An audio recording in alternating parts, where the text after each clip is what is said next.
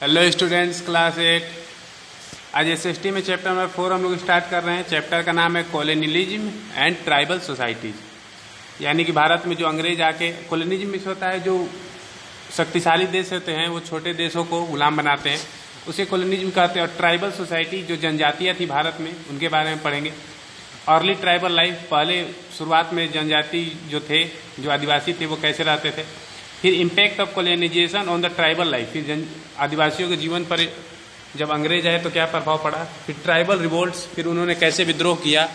फिर colonialism and craft and industry, जो craft and industry थी भारत की, वो कैसे प्रभावित हुई। फिर मॉडर्न इंडस्ट्री इन इंडिया, फिर भारत में जो आधुनिक उद्योग लगे उसके बारे में हम लोग स्टडी करेंगे। ठीक है, तो फर्स्ट पढ़ते अर्ली ट्राइबल लाइफ।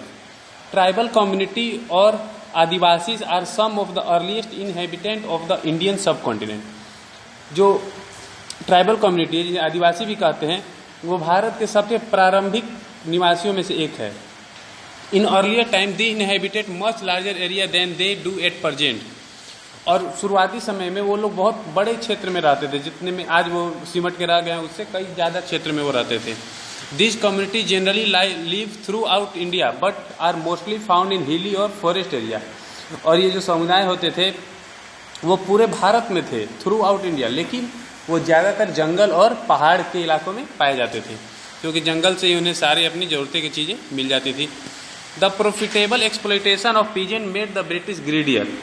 और जो किसानों का उन्होंने शोषण किया उससे इनको लाभ हुआ, जिससे ब्रिटिश जो थे और लालची हो गए। Their next target was the tribal of India. उनका अगला जो टारगेट था वो आदिवासी बन गए। Who lived in deep forest and led a life of self sufficiency. और जो कि जंगल के बीच में रहते थे, डीप फॉरेस्ट में रहते थे, और वो आत्मनिर्भर थे, यानी उन्हें किसी पे निर्भर होने की जरूरत नहीं थी। वो जंगल से ही अपना सारी जरूरतों को पूरा कर लेते थे। There traditional economy was built around forest. और उनका जो इकोनॉमी था, पैसे का साधन था, जो जीवन यापन का साधन था, वो जंगल ही था। जंगल से वो सारा चीज़ प्राप्त करते थे। दे survive mainly on hunting, gathering and fishing. और वो क्या करते थे, हंटिंग शिकार करते थे, गैदरिंग इकट्ठा करते थे खाना को, और फिशिंग मछली मारते थे। They firmly believe that the forest belong to them and they belong to the forest. और वो बहुत ही फर्मली, यानी बहुत ही स्ट्रांगली मानते थे कि जंगल उनका है और वो जंगल के हैं। दे where many different tribes.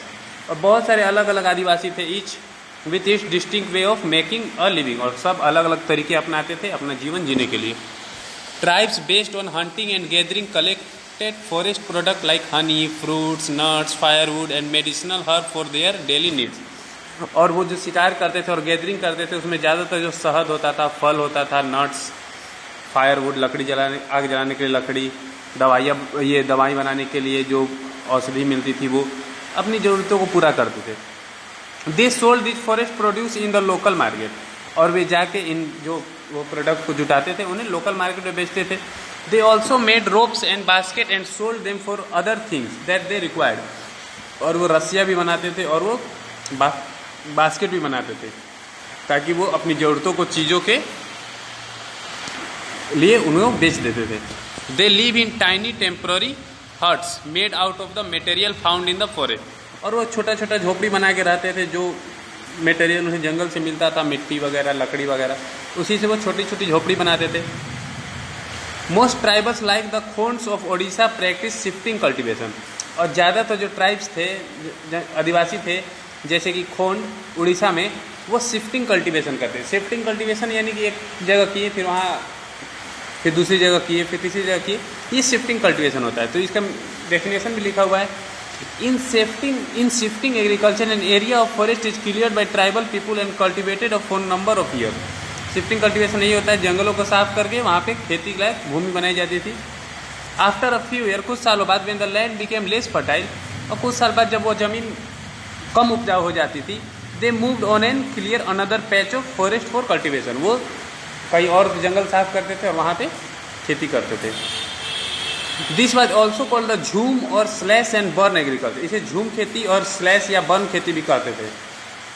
The tribal people freely practise shifting cultivation in their respective habitat, assuming their land, forest, water and other natural resources belonging to them.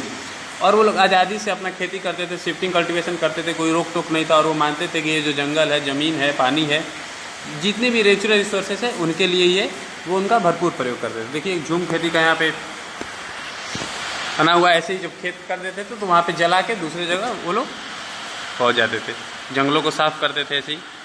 तो ये हमने पढ़ा। अब नेक्स्ट चैप्टर में हम लोग इसका नेक्स्ट पेज पढ़ेंगे। Okay, thank you.